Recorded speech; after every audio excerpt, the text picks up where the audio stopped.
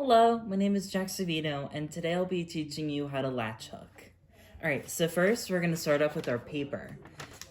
If you can see, I have Sharpie marks down at the bottom.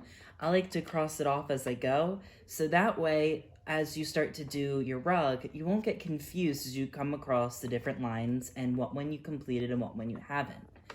Alright, so now we're going to go over to the color side of this.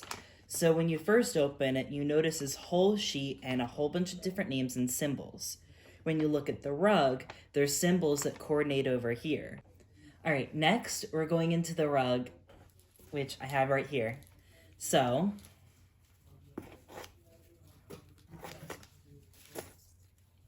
this is the rug. The bottom is how much I have done of it. Now, what I like to do when I have my mat and rug is I like to fold it so that way I can just see the right amount that I'm working on, so that way I don't get too overwhelmed with how much I have left to do and how much there actually is left of the rug. So I just like to fold it about like this. When you first get your rug, one of the many things that I've learned is you don't want to do it too close to the end. Otherwise, if you're going to go and sew it and hang it up in the wall, like what I've done with countless rugs, you want to make sure that you leave enough space that you can sew the ends and cut them.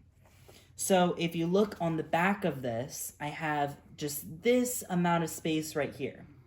So I started on the bottom square. It doesn't matter up or bottom, like what way you start on this. You just have to pick a square, and it's recommended that when you get your paper, you count out how many squares there are here and how many squares are on this, so that way you can make sure that you are not going over the amount of squares. So for this particular rug, it actually goes into the last square, which is okay because that gives me enough space to cut and sew the still. Next, I'm going to talk about how the hook works and how to add yarn to the rug. All right, so when you're doing this, you want to make sure that this flap right here is pushed back.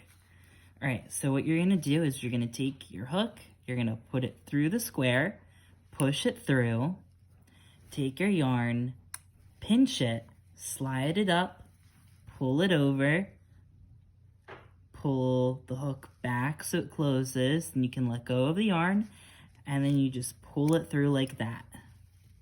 All right, so now we're going to do that one more time. All right, so we're going to take our hook, we're going to put it through the square, you're going to push it, and you're going to take your yarn, and you're going to pinch it, wrap it around the hook, pull the hook so it closes, and you're going to pull it through like that.